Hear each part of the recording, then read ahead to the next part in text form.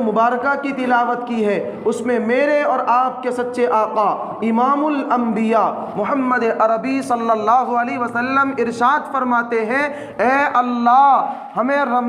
رجب اور شعبان کے مہینے میں برکت عطا فرما اور ہمیں رمضان المبارک کے بابرکت مہینے تک پہنچا۔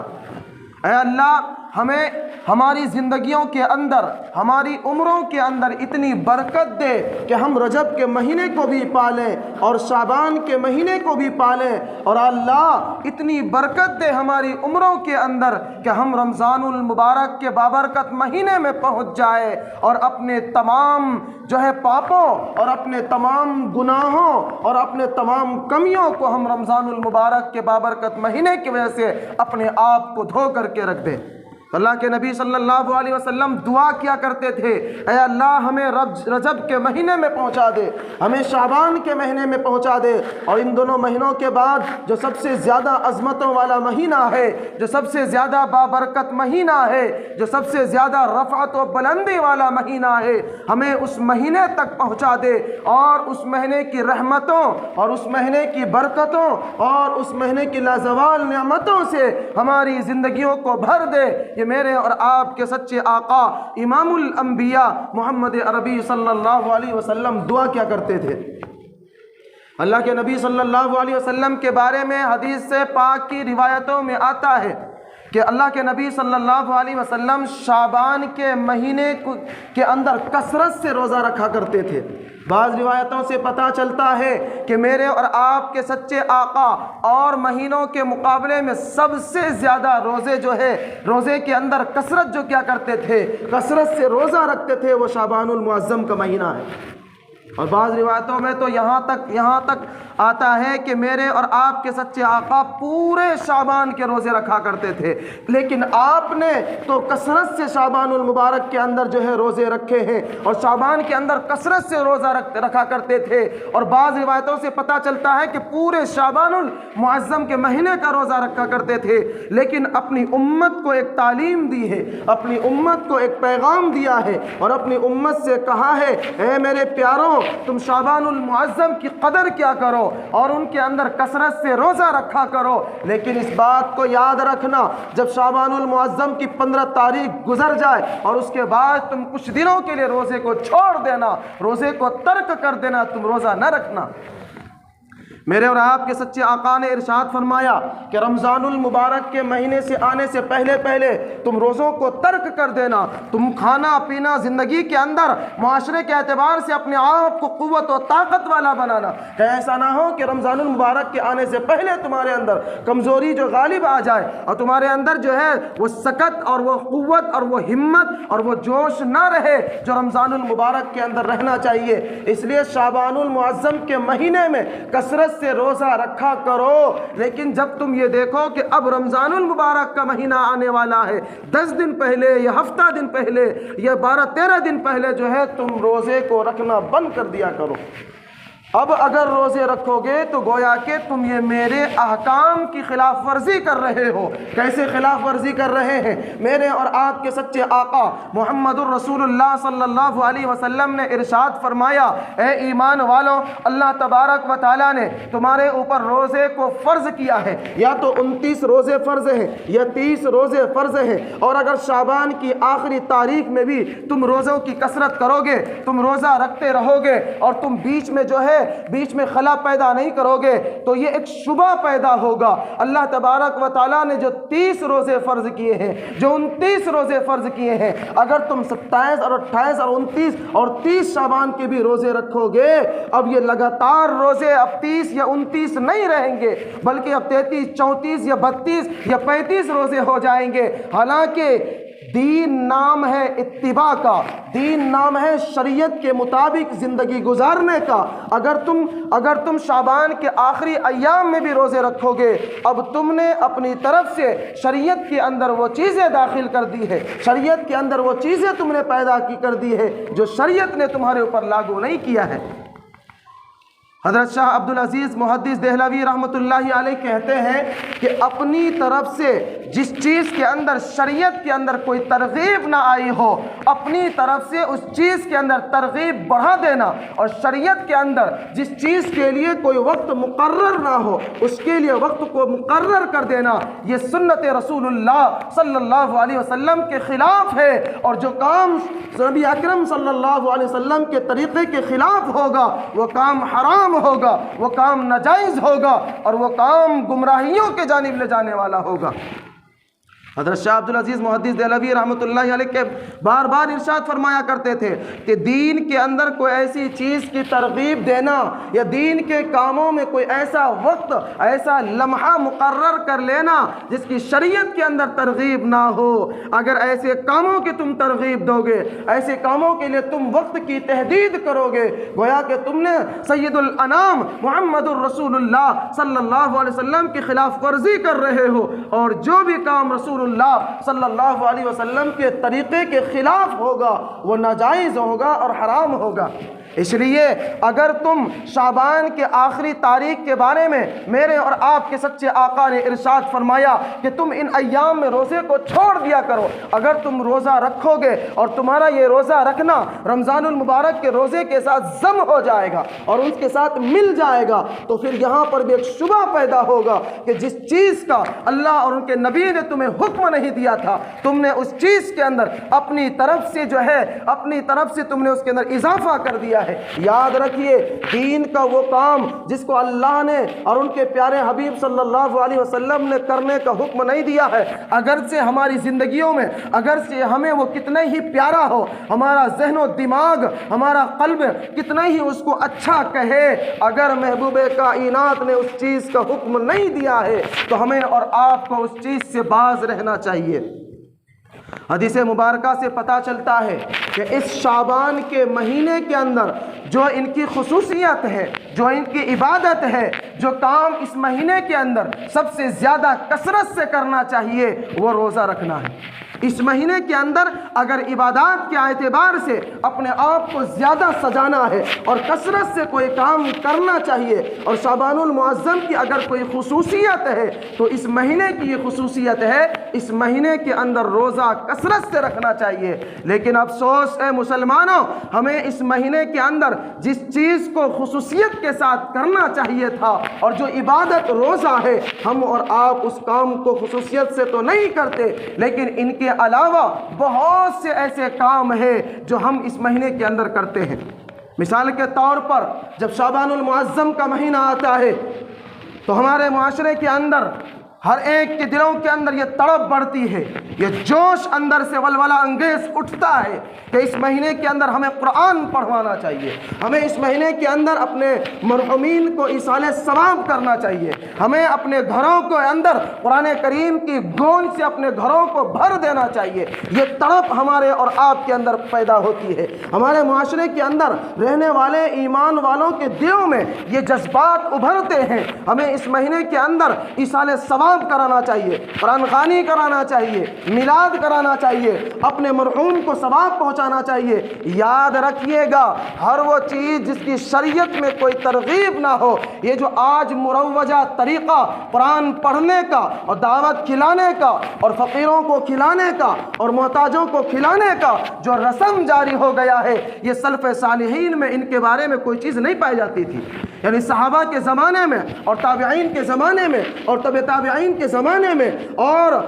جو ہے علماء اور فقہاء اور محدثین کے زمانے میں یہ چیزیں نہیں پائی جاتی تھی۔ آج اس مہینے کے اندر کثرت سے جہاں روزہ رکھنا چاہیے تھا، ہم نے اور آپ نے ان چیز کو ختم کر کے جو سب سے زیادہ لازم پکڑ لیا ہے۔ ہر کس انسان کے ذہن و دماغ کے اندر یہ بات آتی ہے کہ اب شعبان المعظم کا مہینہ آ گیا ہے، اس لیے اس مہینے کے اندر ہمیں قرآن پڑھوانا چاہیے، ہمیں مدرسوں کے بچوں کو کھلانا چاہیے، ہمیں محتاجوں کو کھلانا چاہیے، ہمیں فقیروں کو کھلانا چاہیے، اپنے مرحومین کے لیے ایصال ثواب کرنا چاہیے۔ یاد رکھیے گا ایصال ثواب کے لیے قرآن پڑھانا بچوں کو کھلانا، یتیموں بیواؤں کو کھلانا، محتاجوں کو کھلانا، ان کے کھلانے کے لیے صرف یہی وقت مقرر شریعت کے اندر نہیں ہے کہ 15ویں شعبان کے اندر ہی کھلایا جائے۔ اور تو اور ایمان والوں، آج ہمارے معاشرے کے اندر جو مروجہ طریقے کے مطابق قرآن خوانی کی جاتی ہے اور مروجہ طریقے کے مطابق جو ایصال ثواب کیا جاتا ہے، یاد رکھیے یہ جائز نہیں ہے۔ دور دراز سے لوگوں کو فون کر کے بچوں کو بلایا جاتا ہے اور اس کے پڑھنے کا انتظام کیا جاتا ہے اور پھر جو ہے کھانے پینے کا انتظام کیا جاتا ہے۔ یاد رکھیے اس چیز کی شریعت کے اندر کوئی گنجائش نہیں ہے۔ ہم نے اور آپ نے ایصال ثواب کے لیے جو مروجہ طریقہ اختیار کر لیا ہے، اگر معاشرے میں کسی کا انتقال ہو گیا تو دوسرے یا تیسرے یا چوتھے یا 10ویں یا 20ویں یا 40ویں دن کے اندر قرآن کریم پڑھوا کر کے اور جو ہے یتیموں اور جو ہے مدرسے کے طلبہ اور محتاجوں اور فقیروں کو کھانا کھلائیں گے، ہمیں جو ہے ہمارے مرحومین کو ثواب پہنچے گا، ہمارے گھروں کے اندر خوشحالیاں آئے گی، ہمارے گھروں سے نحوستیں کم ہوں گی۔ یہ طریقہ صحیح نہیں ہے، اس لیے اس طریقے کو ہمیں اور آپ کو ختم کرنا پڑے گا، بلکہ یقیناً قرآن کریم پڑھوانا اور قرآن کریم کے ذریعے ایصال ثواب کرنا بہت اونچا کام ہے اور بہت اعلیٰ کام ہے اور بہت اچھا کام ہے، لیکن قرآن کریم پڑھوانے کے لیے اور ایصال ثواب کرنے کے لیے اسی شعبان کے مہینے کو خاص کرنا یہ غلط ہے۔ ہمیں اور آپ کو یاد رکھنا چاہیے ایصال ثواب کا سب سے بہترین طریقہ، ایصال ثواب کا سب سے لاجواب طریقہ اور سب سے اچھا طریقہ یہ ہے، آپ نہ کوئی وقت کی تحدید کریے، نہ کسی مہینے کو خاص کریے، نہ کسی ہفتے کو خاص کریے، نہ کسی سال کو خاص کریے، بلکہ جب آپ کا دل چاہے آپ اپنے پڑھنے والوں سے کہیے، آپ اپنی نمازوں کے اندر، اپنی دعاؤں کے اندر، اپنی تسبیحات کے اندر، اپنے ذکر و اذکار کے اندر اور افراد کو کہیے کہ اپنے مقام پر رہ کر کے جو ہے اپنے مرحومین کے لیے کچھ قرآن کریم کی آیتیں پڑھ دیا کیجئے، اپنی دعاؤں کے اندر، اپنے خاص عبادتوں کے اندر، اپنے ذکر و اذکار کے اندر جو ہے ہمارے مرحومین کو یاد رکھیے، اور وہ انسان اپنے مقام پر رہ کر کے قرآن کریم کی تلاوت کرے، نفلی نماز پڑھے، تسبیح پڑھے اور ذکر و اذکار کرے، اور پھر بعد میں کہے کہ اے اللہ جو میں نے یہ چھوٹا موٹا عمل کیا ہے، یہ چھوٹی موٹی عبادت کی ہے،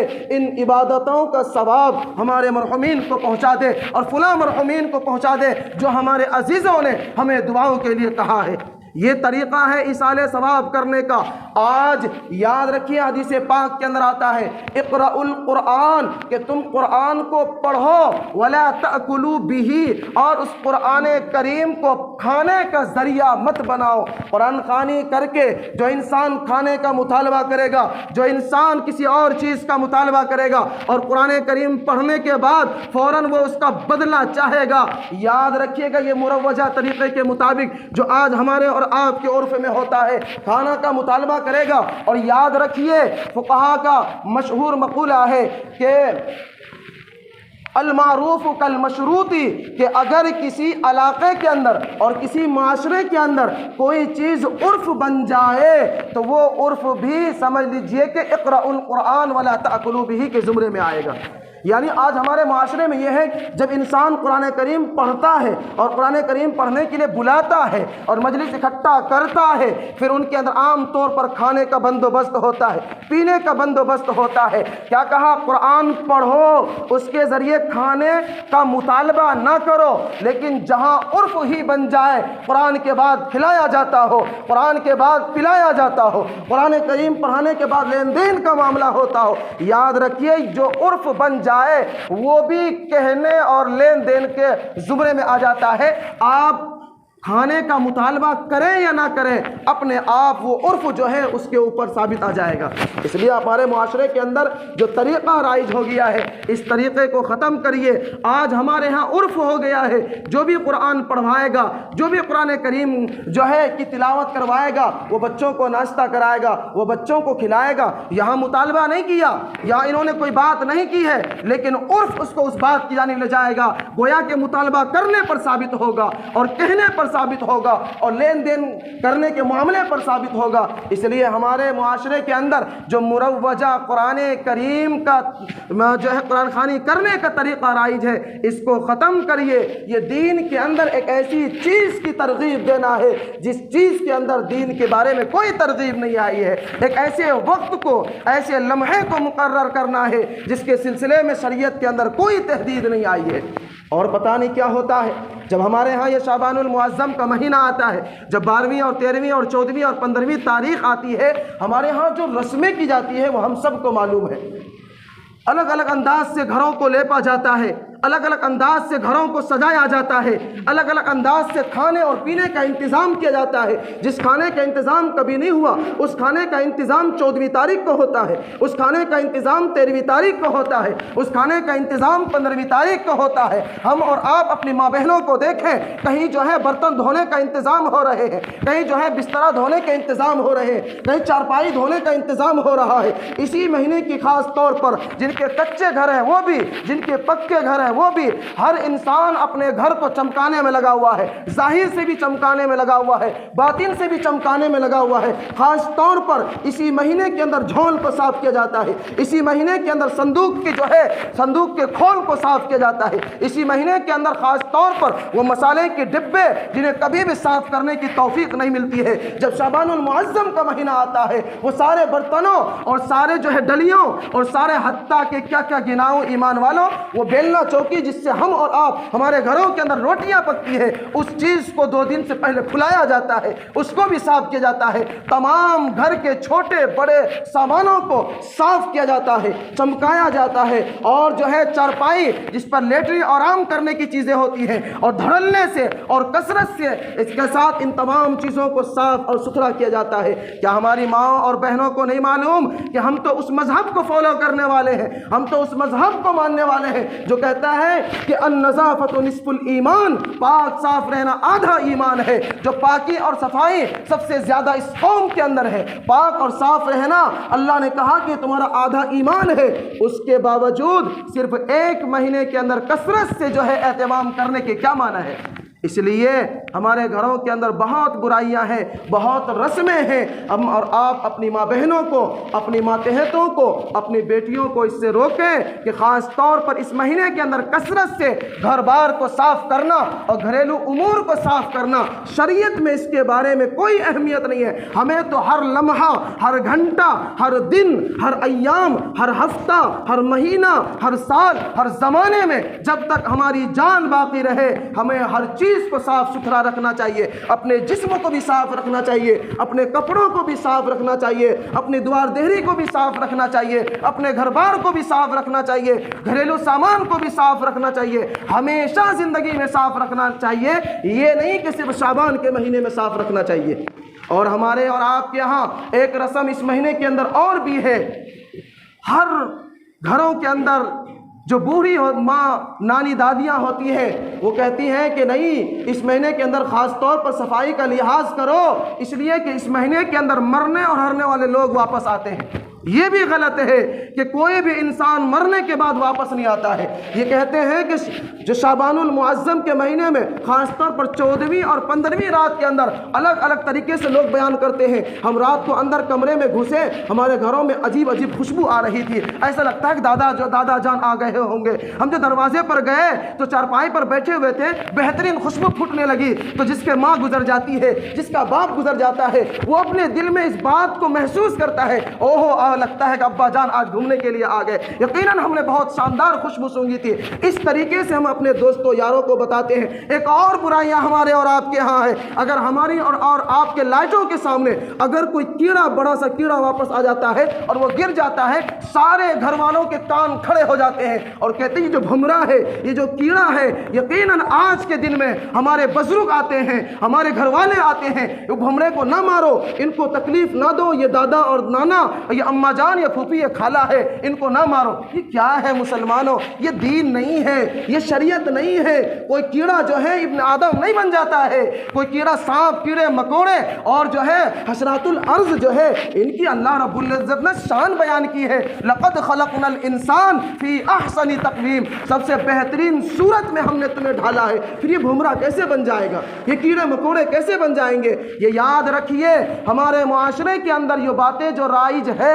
کہ شب برات کے مہینے کے اندر مردے واپس گھروں کے اندر آتے ہیں, یہ صحیح نہیں ہے, یہ غلط ہے, یہ بات ناجائز ہے. ایسا نہیں ہے. حضرت مولانا اشرف علی تھانوی رحمۃ اللہ علیہ کہتے ہیں یہ جو عقیدہ ہے کہ مرے ہوئے لوگ گھروں کے اندر واپس آتے ہیں بالکل صحیح نہیں ہے. حضرت مولانا اشرف علی تھانوی رحمۃ اللہ علیہ نے مثالوں سے بیان فرمایا کہ جو انسان دنیا میں مر جاتا ہے دو حال سے خالی نہیں, یا تو وہ جنت میں جائے گا یا وہ جہنم میں جائے گا. اگر جنت میں جائے گا ایسی ایسی نعمتیں ملیں گی, ایسی نعمتوں کے بارے میں آج تک ان کے دل میں کھٹکا نہیں ہوگا, ان کی آنکھوں نے دیکھا نہیں ہوگا, ان کے کانوں نے سنا نہیں ہوگا. ایسی لازوال نعمتیں ان کو نصیب ہوگی. تو حضرت فرماتے ہیں بتاؤ ایسی نعمتوں کو چھوڑ کر کے اس جلی کٹی دنیا میں کیوں آئے گا وہ؟ اور دوسری بات, اگر وہ جنت میں نہیں جائے گا جہنم میں جائے گا, اور جہنم میں جانے کے بعد وہاں اللہ کا عذاب, وہاں اللہ کی پکڑ, وہاں اللہ کے فرشتے ہمیشہ ان کے اوپر جو ہے مستوی ہیں, ہمیشہ اللہ کے فرشتے جو ان پر مقرر ہے. کیا وہ اللہ کے فرشتوں کو مان کر کے نعوذ باللہ اللہ کے فرشتوں سے اپنے آپ کو چھڑا کر کے اس کے اندر اتنی بسکی اور اتنی سکت ہے کہ وہ جہنم سے بھاگ کر کے دنیا کے اندر آ جائے؟ تو اس لیے یہ جو ہے رسم اور یہ بات غلط ہے کہ کوئی بھی انسان مرنے کے بعد دنیا میں واپس آتا ہے, چاہے وہ ایمان والا روح ہو یا غیر ایمان والا روح ہو, ہندو ہو یا مسلمان ہو, چاہے دنیا میں کسی کی موت پھانسی سے ہو یا دوا کھا کر ہو یا جل کر ہو یا ندیوں میں ڈوب کر کے ہو یا خودکشی کر کے ہو, کسی بھی اعتبار سے دنیا میں مرنے والا انسان مرنے کے بعد دوبارہ واپس نہیں آتا ہے.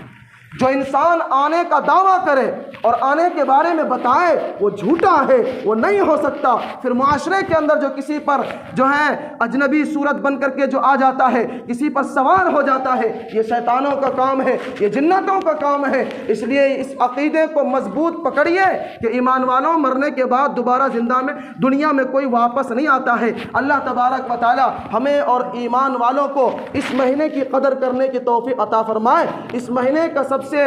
جو ہے لاجواب جو ہے جو عمل ہے اور عبادت ہے وہ روزہ رکھنا ہے, وہ بھی 15ویں شعبان تک یا اس سے 2-4 دن آگے گزر کر کے. لیکن رمضان المبارک کے آنے سے پہلے ہمیں روزے کو رکھنا ترک کر دینا چاہیے. ان کے علاوہ جو ہمارے اور آپ کے معاشرے میں جو رواج اور جو رسمیں ہیں ان رسموں کو ختم کرنا چاہیے, اور خاص طور پر کھلانے پلانے کا اور جو ہے قرآن خوانی کرانے کا اور میلاد کرانے کا یقیناً یہ کام بہت اعلیٰ ہے, بہت عرفہ ہے, بہت افضل ہے. اور ایام میں ہمیں کرنا چاہیے جہاں دینی باتیں اور بے دینی باتیں آپس میں خلط ملط ہو جائے, آپس میں مٹبھیڑ ہو جائے, وہاں ہمیں اور آپ کو بچنا چاہیے, احتیاط کرنا چاہیے, اہتمام کرنا چاہیے. اللہ تبارک و تعالی ہمیں اور آپ کو دین کی صحیح سمجھ اور صحیح سوچ اور صحیح فکر رکھنے کی توفیق عطا فرمائے. اللہ تبارک و تعالی تمام بدعات سے, رسومات سے اور برائیوں سے ہم ایمان والوں کی مکمل طور پر حفاظت عطا فرمائے.